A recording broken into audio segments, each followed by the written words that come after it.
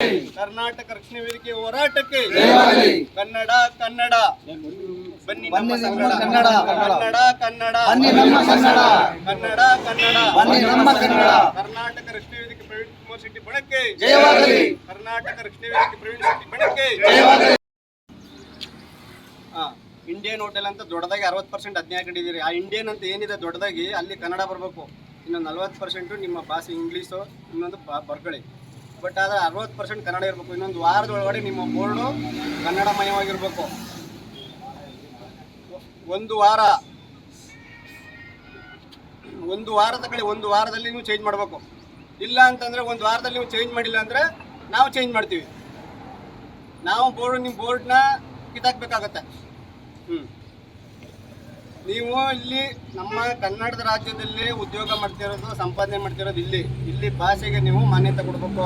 ಮೊದಲು ಮಾಡಬೇಕು ಆ ಕೆಲಸನ. ಒಂದು ವಾರದೊಳಗಡೆ ನೀವು ಮಾಡಬೇಕು. ಇವತ್ತೇ ಆ ಬೋರ್ಡ್ನ ತೆರವು ಮಾಡಿ ರೆಡಿ ಮಾಡಿಸಿ ಒಂದು ವಾರದೊಳಗಡೆ ಹಾಕ್ಬೇಕು. ಇಲ್ಲ ಅಂದರೆ ನಾವು ಹೊಡೆದಾಕ್ಬೇಕಾಗತ್ತೆ.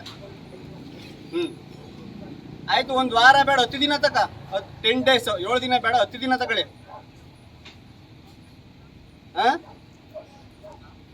ಇಲ್ಲೆಲ್ಲರೂ ಇದ್ದಾರೆ, ಮಾಧ್ಯಮದವರು, ಟಿವಿ ಅವರೆಲ್ಲ. ಅವ್ರ ಮುಂದೆನೇ ಹೇಳಿ.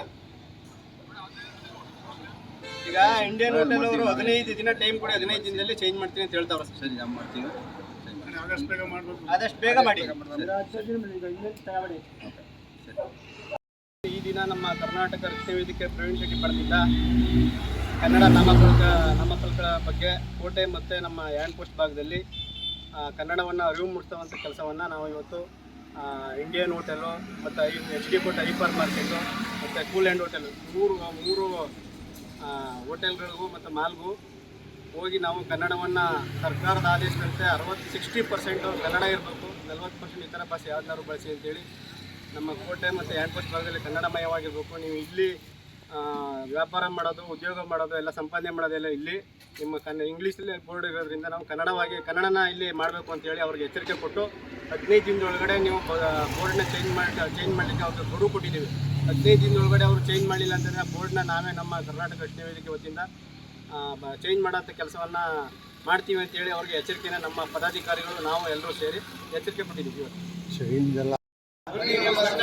ಕನ್ನಡ ಕನ್ನಡ ಕನ್ನಡ ಕನ್ನಡ ಕನ್ನಡ ಕನ್ನಡ ಕನ್ನಡ ಕನ್ನಡ ಕನ್ನಡ ಕನ್ನಡ